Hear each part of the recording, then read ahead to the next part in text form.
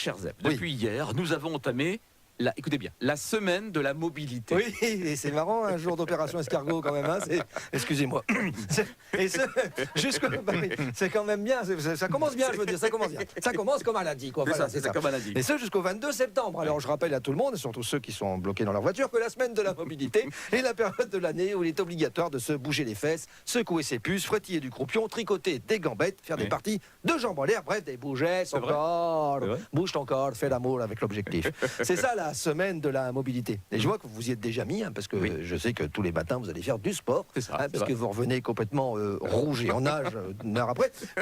Et puis ça vous change, parce que d'habitude vous balancez juste sur votre siège à roulettes en songeant que c'est vrai, il serait peut-être temps de s'y mettre, et bouger vraiment, et pas seulement à l'aide des roulettes de sa chaise de bureau. Move your body, move yourself. Et attention, il faut bouger avec un moyen de locomotion autre que la voiture. Et encore une fois, vous avez raison, ce n'est pas la semaine de l'automobilité, c'est la semaine de la mobilité. Voilà. Il ne faut pas tricher.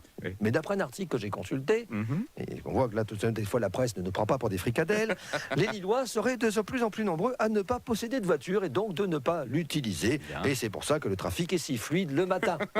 Imaginez, Pascal, si les Lillois roulaient en voiture, vous seriez obligé toutes les 15 minutes, que dis-je, toutes les 10 minutes, d'annoncer le trafic et les bouchons sur la 1, la 2, la 6, la 16, la 21, la 25 ou les RN 41. Et j'en passe, et on appellerait ça, on fait la route ensemble. C'est ça. Ça serait bien. Mais heureusement, c'est pas le cas parce que grâce aux Lillois, ils prennent pas leur voiture, tout va bien. Donc pendant la semaine de la mobilité, roulez à vélo, ride in bike and move your body. Ah, je vous ai laissé des petits mots en anglais parce que je sais que vous adorez ça. Oui. Tous à vélo, tous à vélo. Si c'est bien de rouler à vélo en ce moment, c'est juste la semaine de l'automne, quoi. Parce que le petit crachin à vélo, c'est quand même cool. Hein. Ça donne l'impression qu'un brumisateur d'eau glacée est branché constamment en direction de votre figure. Et vous arrivez au boulot avec des envies d'arracher les yeux du premier qui vous dit « Ah, t'as pris ta douche aujourd'hui ?»